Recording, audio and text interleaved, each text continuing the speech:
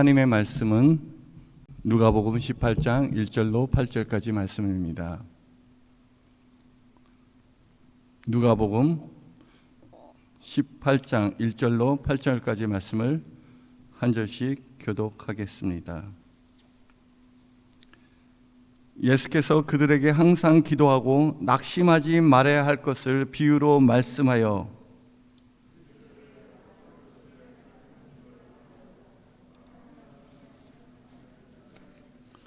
그 도시에 한 과부가 있어 자주 그에게 가서 내 원수에 대한 나의 원한을 풀어주소서 하되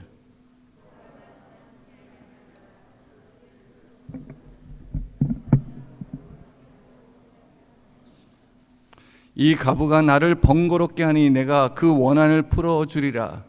그렇지 않으면 늘 와서 나를 괴롭게 하리라 하였느니라.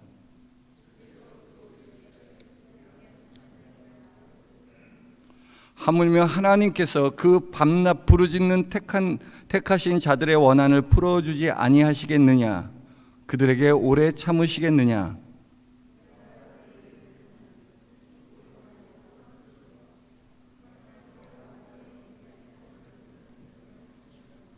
아멘. 할렐루야. 우리 옆 사람과 인사하겠습니다. 잘 오셨습니다. 만나서 반갑습니다. 할렐루야. 우리 사람들이 마음속에 가지고 있는 많은 병들이 있습니다.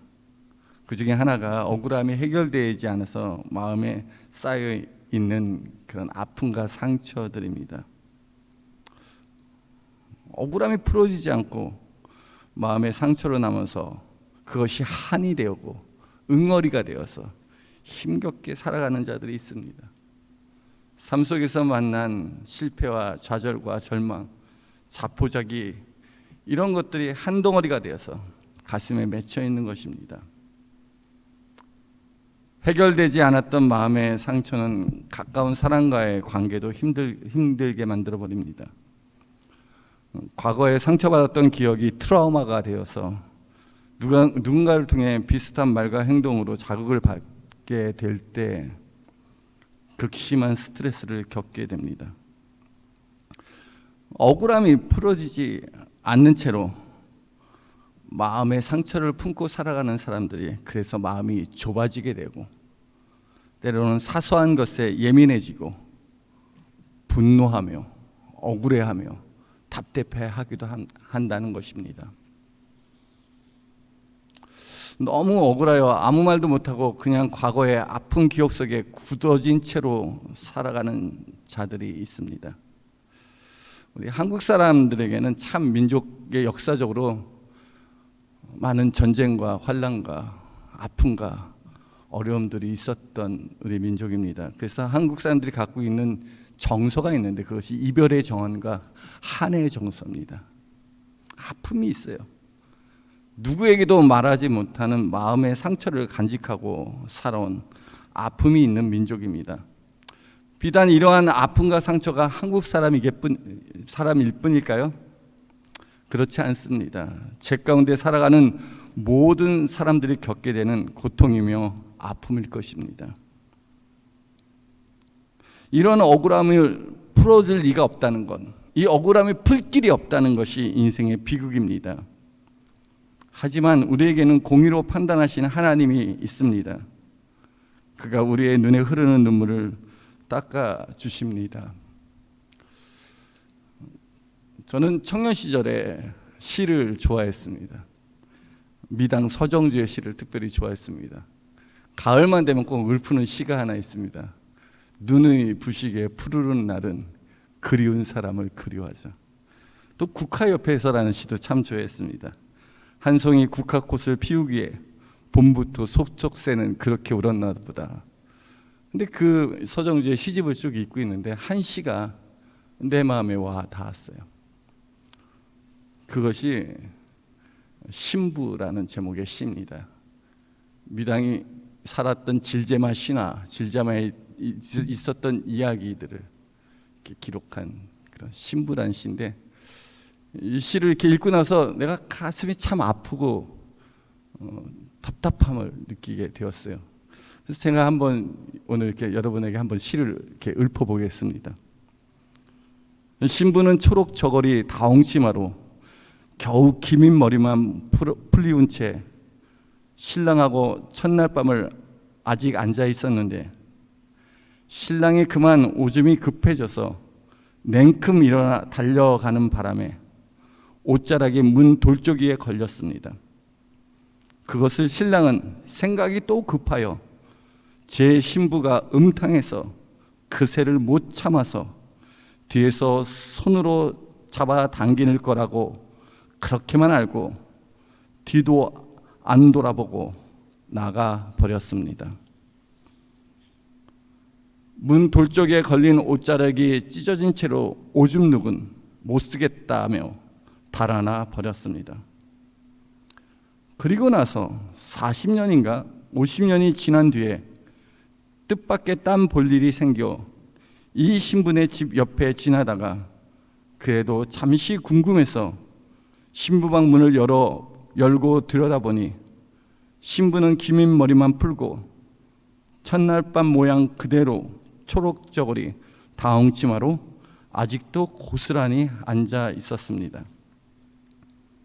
안쓰러운 생각이 들어 그 어깨를 가서 어루만지니 그때서야 매운 죄가 되어 폭삭 내려앉아 버렸습니다. 초록죄와 다홍죄로 내려앉아 버렸습니다. 한번 생각해서 첫날 밤을 기대했던 결혼했던 신부가 신랑의 오해로 말미암아 신랑이 떠나버렸던 그 이야기를 담담하게 담고 있습니다. 얼마나 억울했을까라는 생각이 들었어요. 첫날 밤에 당한 그 억울함이 해결될 때까지 그날에 갇혀서 평생 한이 되어 버린 슬픈 여인의 이야기입니다. 정말 억울함이 풀어질 때까지 아픔과 슬픔을 간직하며 살아가는 사람들에 대한 비유이기도 합니다. 여러분은 어땠습니까? 여러분을 평생 괴롭히고 있던 억울함, 원한이 있습니까? 누구에게도 말하지 못한 가슴으로 품고 있는 아픔과 상처가 있습니까? 그럴 수 있습니다. 우리 그런 상처 한두 개 이상은 갖고 살아가곤 합니다.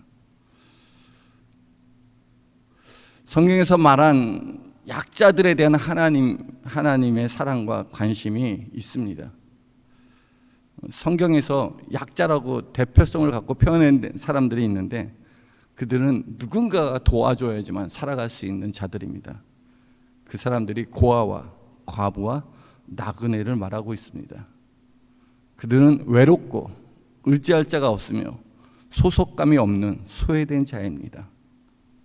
하나님께서 그들의 편이 되어주시겠다고 말씀하십니다.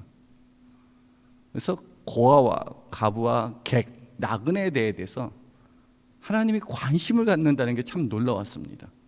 성경을 읽고 있다 하나님이 그냥 지나쳐도 모른 척해도 될 그런 고아와 과부와 나그네들에 대해서 하나님의 마음들을 성경을 통해서 표현합니다. 신명기 10장 18절 보니까 고아와 과부를 위하여 정의를 행하시며 나그네를 사랑하여 그에게 떡과 옷을 주시라니 너희는 나그네를 사랑하라. 전에 너희도 애굽 땅에서 나그네 되었습니다. 고아와 과부와 나그네들 사랑하고 정의를 행하라는 겁니다. 너희도 그런 적이 있지 않냐라는 것입니다. 신명기 14장 29절에도 내 성중에 거류하는 객과 및 고아와 과부들이 와서 먹고 배부르게 하라. 그리하면 내 하나님 여호와께서 내 손으로 하는 범사에 내게 복을 주시리라. 우리가 사는 마을에, 우리가 사는 지역에 고아와 과부와 나그네가 있습니다. 누군가가 도와줘야지만이 살아갈 수 있는 자들이 있습니다. 정말 가난한 자들이요, 직장을 잃은 홈리스가 될 수 있고, 지금 누군가가 도와주지 않으면 생계를 이어나가지 못하는 그런 연약한 자들이 있을 거라는 겁니다. 그런데 그들을 배부르게 하라는 겁니다. 그러면 하나님께서 내 손으로 하는 모든 범사에 복을 주시겠다고 약속하십니다. 신명기 27장 19절에도 객이나 고아나 가부의 송사를 억울하게 하는 자는 저주를 받을 것이라 할 것이요 모든 백성은 아멘 할지니라. 그 연약한 자들이 억울해하고 힘들어하고 정말 공의를 구하면 그들을 이야기를 들어주고 풀어주라는 겁니다. 그 억울하게 하는, 그러나 그들의 송사를 억울하게 하는 자는 저주를 받을 것이다 라고 말할 정도로 하나님께서는 고아와 과부와 나그네에 대해서 그들의 편이 되어 말씀하고 있습니다.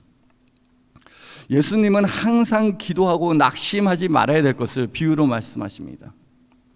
우리가 기도하다가 멈추는 이유가 무엇입니까? 믿음이 없기 때문입니다. 더 이상 믿어지지가 않아요. 기도해도 아무 소용없어. 기도해도 내 마음의 사정을 하나님께서 알지 못해. 기도해도 이 모든 것들이 해결될 방법이 없어 라고 생각하게 될 때 우리는 기도를 멈춰버립니다. 근데 우리가 믿어야 할 게 무엇입니까? 믿음이 없이는 하나님을 기쁘시게 하지 못합니다. 우리가 믿어야 할 것은 하나님이 살아계심을 믿어야 됩니다. 지금도 살아계시고 지금도 어제나 오늘이나 영원토록 동일하시게 우리 가운데 일하시고 역사하시는 살아계신 하나님이십니다.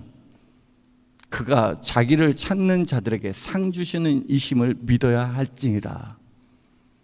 자기를 찾는 자들에게 응답하시는 하나님이십니다. 그는 신실하신 하나님이요 살아계신 하나님이요 전능하신 하나님이십니다. 그가 사랑과 공의를 행하시는 하나님이 되십니다. 아무리 억울한 일이 있어도 그 억울함을 공의로 판단하시고 풀어주실 하나님이 계시다는 것을 믿어야 합니다. 아무도 내 편이 없는 버림받는 고아와 가부와 나그네를 긍휼히 여기시고 응답하는 하나님이 되십니다. 시편 68편 5절에 보니까 그의 거룩한 초소에 계신 하나님은 고아의 아버지시며 과부의 재판장이시라. 오늘 주님께서 그 비유로 말씀하시는 등장인물이 재판장과 한 과부에 대해서 말씀하고 있습니다. 억울하게 소외받는 자들의 편에서 공의로 판단해 주시는 하나님을 두려워하지 않는 불의한 재판관이 등장합니다. 2절에 보니까 이르시되 어느 도시에 하나님을 두려워하지 않고 사람을 무시하는 한 재판장이 있는데, 이런 하나님도 두려워하지 않습니다. 사람도 무시합니다. 이런 불의한 재판장에게 한 과부가 찾아갑니다. 그녀는 자신이 갖고 있는 그 원수에 대한 자기의 원한을 풀어달라고 구합니다.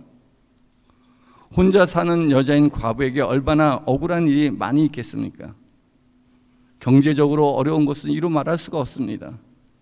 생계를 위해서 하루하루 살아가기가 결코 쉽지 않습니다. 뿐만 아니라 보호받지 못하고 수군거림을 당하여야 하며 외롭게 살아가는 이 과부의 편이 되어서 그녀의 이야기를 들어줄 자가 없었습니다. 아무리 억울한 일이 있어도, 아무리 원수가 그 과부를 괴롭힌다 할지라도 그녀 주변에는 그것을 해결해 줄 만한 사람이 없었던 것입니다. 그래서 그녀는 재판장을 찾아갑니다. 3절에 보니까 그 도시에 한 과부가 있어 자주 그에게 가서 내 원수에 대한 나의 원한을 풀어주소서 하니, 이 과부는 적극적으로 자신의 원한을 풀어달라고 재판장에게 자주 갑니다. 이는 자신의 억울함을 풀어줄 수 있는 자격을 가진 자가 재판장밖에 없었기 때문입니다. 옳고 그름을 공의로 판단해 줄 자가 바로 재판장이었기에, 또 이것을 시시비비를 가려줄 의무가 있는 자들이 당연히 재판장이 판결해 주어야 되기 때문에 그는 이 재판장에게 가서 자신의 원수에 대한 억울함을, 원한을 호소하였습니다. 그에게 공의로 판단해 줄 것을 요청한 것입니다. 결국 불의한 재판장이 과부의 원한을 풀어주려고 마음을 먹습니다. 4절에 보니까 그가 얼마 동안 듣지 아니하다가 후에 속으로 생각하되 내가 하나님을 두려워하지 않고 사람을 무시하나 이 과부가 나를 번거롭게 하니 내가 그 원한을 풀어주리라. 그렇지 않으면 늘 와서 나를 괴롭게 하리라 하였느니라. 과부의 끈질긴 요청은 마침내 재판장의 마음을 움직이게 하였습니다. 재판장의 이 여인의 원한을 내가 풀어주리라 결정한 것은 과부를 위한 게 아니었습니다. 자신의 편안함을 위하여 결정한 것입니다. 늘 와서 번거롭게 하고 귀찮게 하기 때문에 그녀의 요청을 들어준 것뿐입니다. 그렇지 아니하면 늘 와서 나를 괴롭게 하리라.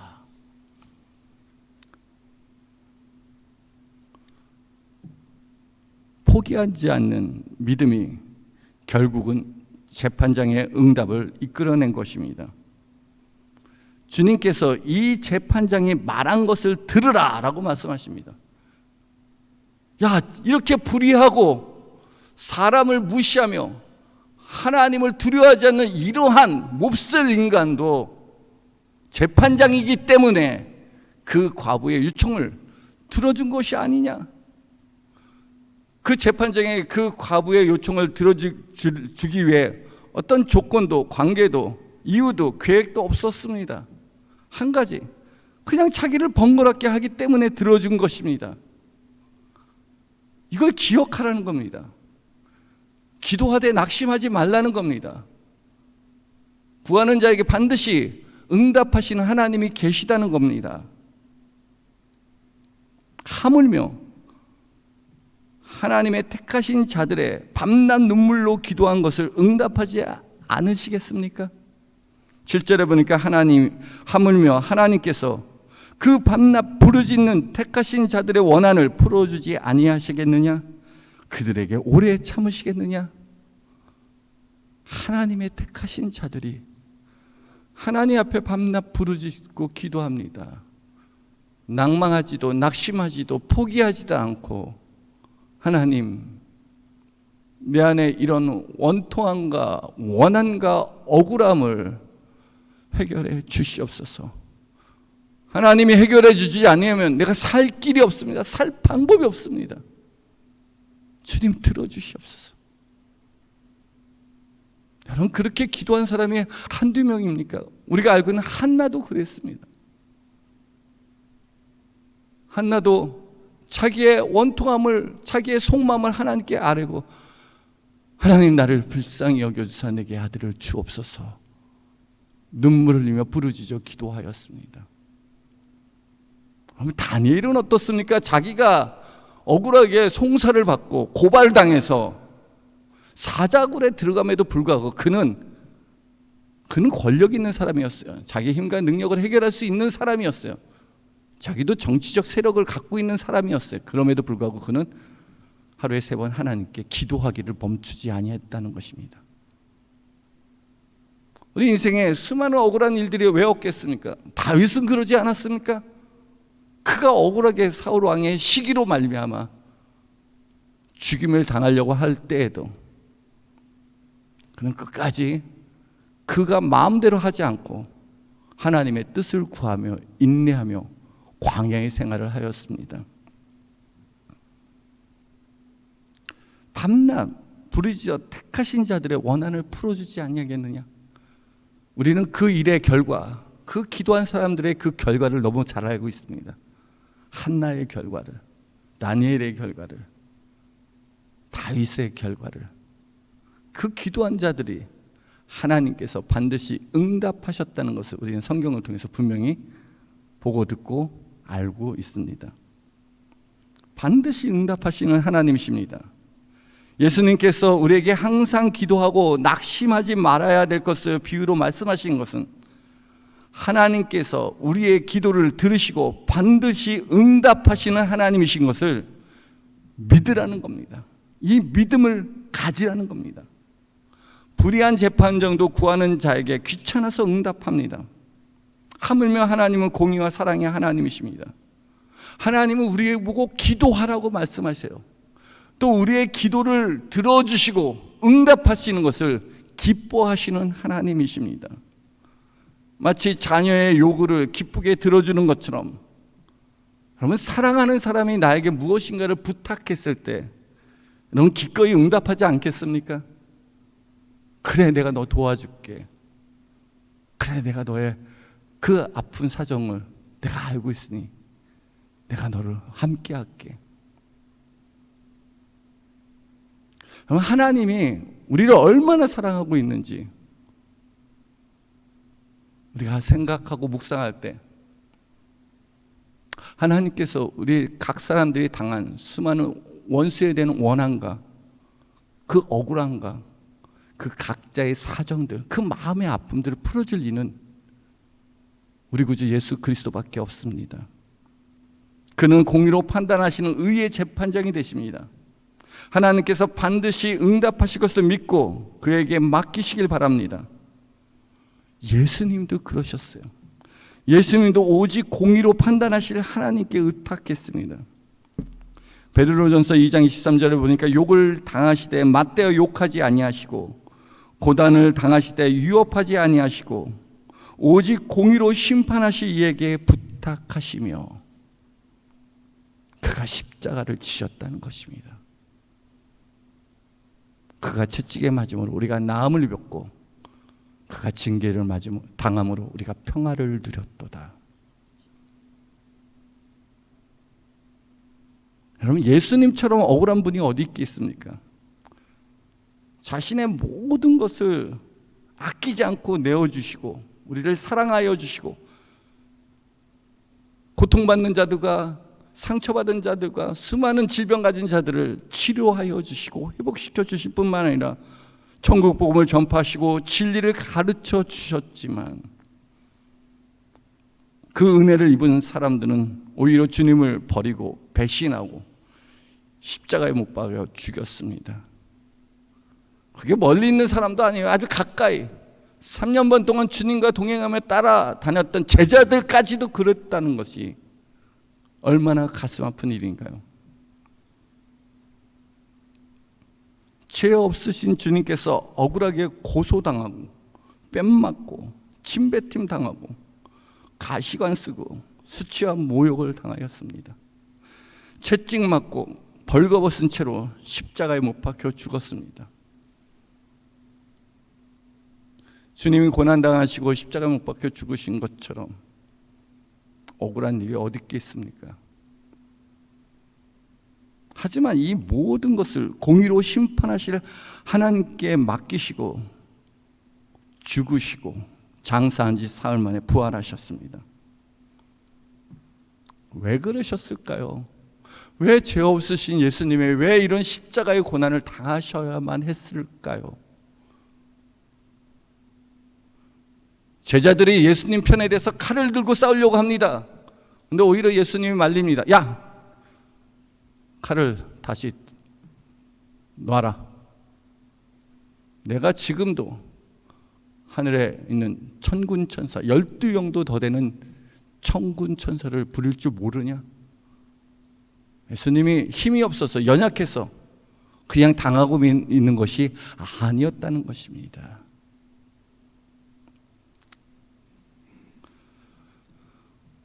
왜 그러셨을까요? 우리 인생의 죄와 악으로 말미암아 억울하고 고통당하는 우리의 슬픔을 담당하기 위해서 우리의 질고를 대신 지신 것입니다. 우리의 억울함과 우리의 원한과 우리의 아픔을 주님께서 친히 담당하시며 그 고통과 아픔 가운데 있는 자들의 위로자가 되시고 치료자가 되어 주셨습니다. 너 버림받았니? 나도 버림받았어. 그거 진짜 아프더라. 너 배신당해 봤니?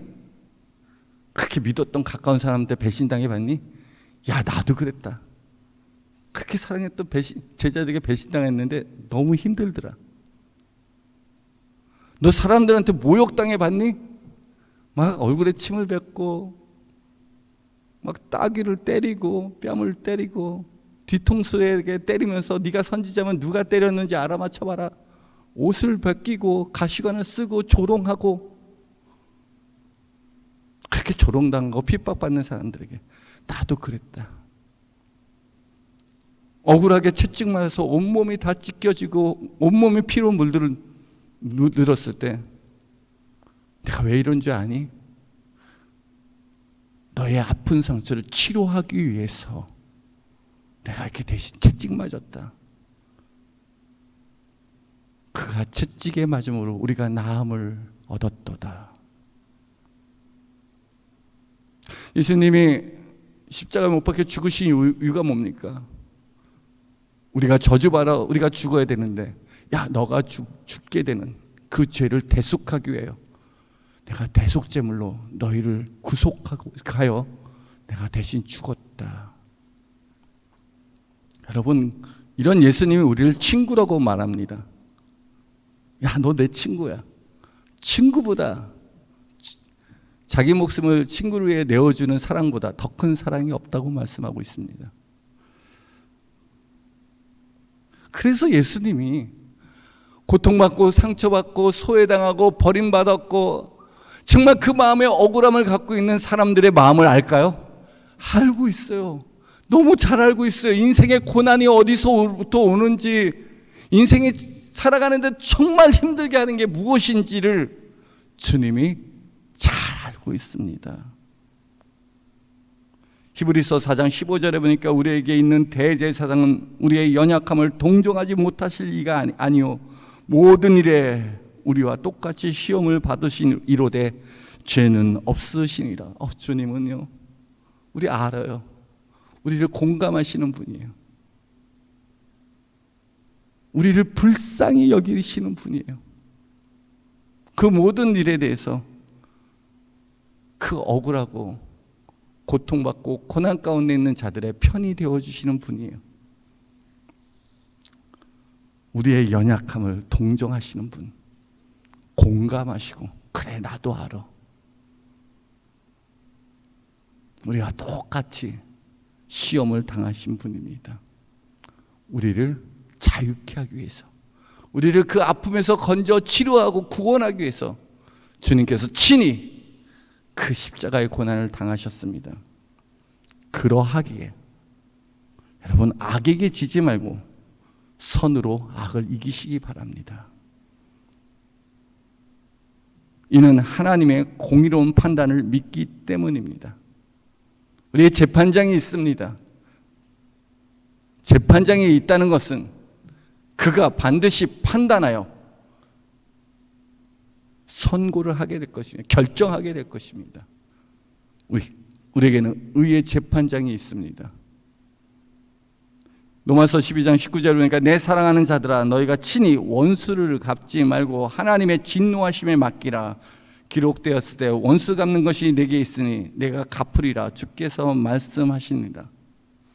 우리 살다 보면요, 우리 삶 속에 수많은 내 마음에 선과 악이 싸울 때가 있습니다. 너무 억울하기 때문에 나도 똑같이 그렇게 해주고 싶어요. 내가 복수하고 싶어요. 눈은 눈으로, 이는 이로 똑같이 해주고 싶어요. 그러할 때 우리 예수님 편에 서시기 바랍니다. 그의 십자가를 지고 선한 싸움을 싸우는 자들이 그리스도인이십니다. 하나님께서 선과 악을 반드시 심판하십니다. 그렇기 때문에, 그것을 믿기 때문에 하나님을 경외하고 하나님을 두려워하는 것입니다. 제가 살다가 보면 바보라서, 너무 착해서, 온유해서, 겸손해서 당했던 억울한 일이 많이 있었습니다. 그럴 때마다 나의 의의를 증명하고 싶었어요. 나 그런 사람 아닙니다. 당신이 잘못했습니다. 라고 말해주고도 싶었어요.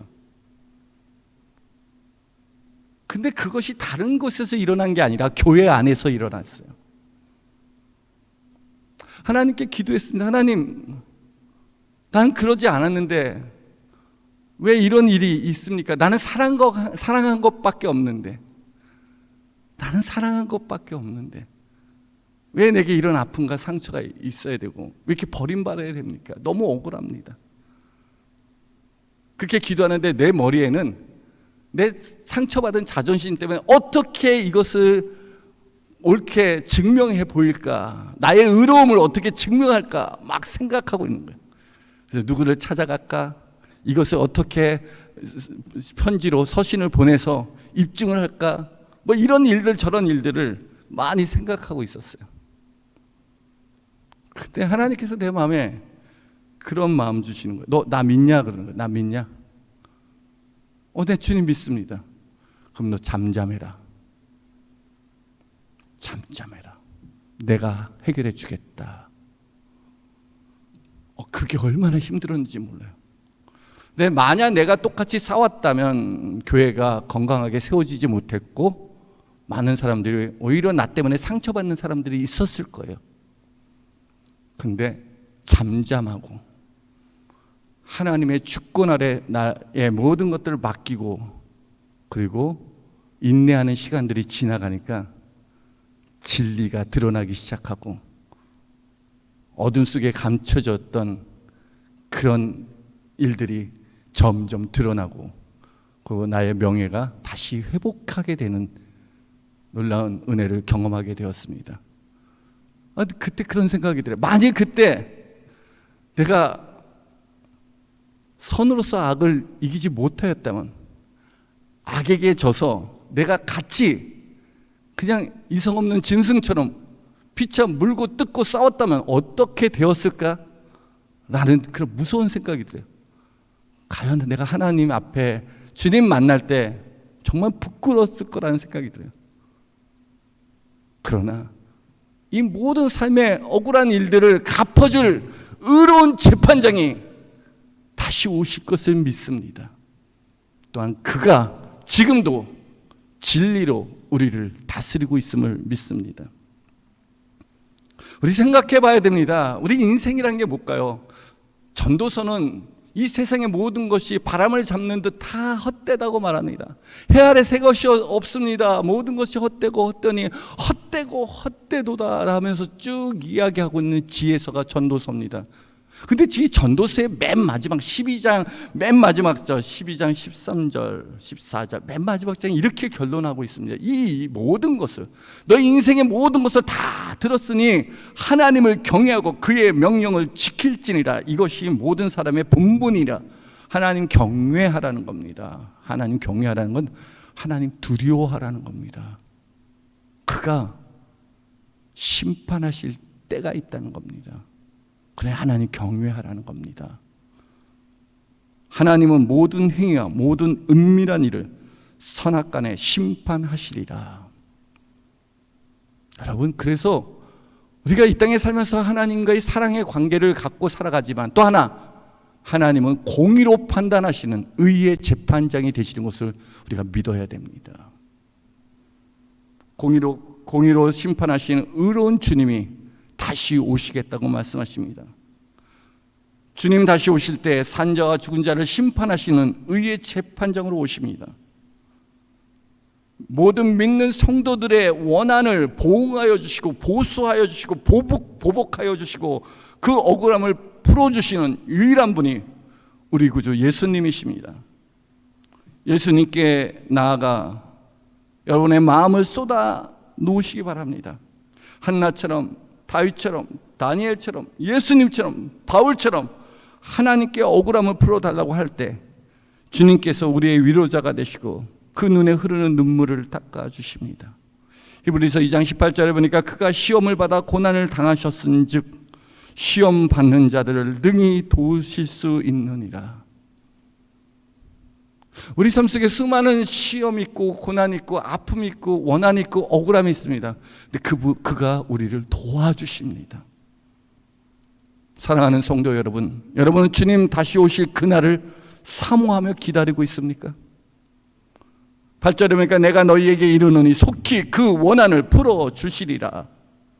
그러나 인자가 올 때 세상에서 믿음을 보겠느냐 하시니라. 주님 다시 오실 그때는 노아의 때와 같고 소돔과 고모라의 때와 같습니다. 마치 오늘날과 같습니다. 디모데후서 3장 1절에도 말세에는 고통의 때가 이른다고 말씀하고 있습니다. 자기를 사랑하고 돈을 사랑하며 교만하며 비방하며 거역하며 무정하며 원통함을 풀지 아니하며 싸나우며 선한 것을 좋아하지 아니하며 배신하며 조급하게 된다고 말씀하십니다. 이게 마지막 때예요. 원수 맺는 것을 풀지 않아요. 조급하고 사나우고 무정합니다. 마지막 때는 양심이 마비된 시대에 우리가 살아가고 있습니다. 우리 그런 거 느껴지지 않습니까? 진짜 마지막이구나. 노아의 때는 사람들이 어땠습니까? 하는 생각마다 다 악할 뿐더러 그들이 부패하고 포악하였더라. 포악해져요. 무자비해져요. 긍휼한 마음이 없어요. 그러나 인자가 다시 오실 그날을 기다리는 자는 주님께서 오셔서 이 모든 것을 공의로 판단하실 것을 믿는 자들입니다. 내가 해결하려고 하지 않아요. 이 삶의 문제를 하나님의 진노하심에 맡기는 것입니다. 주님이 우리의 의의 재판장이실 것을 믿고 맡기는 것입니다. 마음의 슬픔과 상처를 치유하시고 자유케 하시는 주님, 내가 속히 그 원한을 풀어주리라. 주님이 다시 오실 그날에 내가 속히 그 원한을 풀어주시라. 여러분, 누구에게도 말하지 못하는 그 아픔, 억울함과 원한과 원통함이 있지 않습니까? 그걸 풀어주시는 분이 누구시라고요? 우리 구주 예수 그리스도이십니다. 내가 풀어주리라. 공의로 판단하실 주님만이 과거의 아픔과 고통과 억울함과 원한을 풀어주십니다. 이제 모든 아픔을 잘 알고 있는 주님께 나의 마음을 쏟아내고 주님의 응답하실 그날을 소망합시다. 과부가 자신의 원수에 대한 원한을 풀어달라고 구했던 것처럼 나를 망하게 한 원수가 무엇인지 알아야 합니다. 여러분을 망하게 한 원수를 알아야 돼요. 그것이 우리 교회 안에 성도들도 아니고 가족들도 아니고 내 직장 동료도 아니고 내 이웃도 아닙니다. 나를 망하게 하는 원수, 내게 억울함을 가져다는 이 세상의 원수는 바로 죄와 악입니다. 이 죄라는 것이 나를 망하게 하고, 이 죄악이 이 사람들을 황폐케 하고 무자비하게 하고, 이 죄가 사람들의 어떤 인간성을 상실하게 만들었다는 것을 우리가 알아야 됩니다. 이 모든 원수들을, 이 원수를 물리치고 자유를 주시는, 우리를 구원하여 자유를 주시는 우리 주님을 찬양합시다. 오직 십자가의 은혜로 모든 원수를 결박하고 원한과 억울함에 사로잡힌 자들을 위로하고 자유케 하신 우리 예수 그리스도께서 여러분과 함께 하실 뿐만 아니라 여러분을 공의로 판단하여 주시고 보호하여 주실 것입니다. 기도하겠습니다.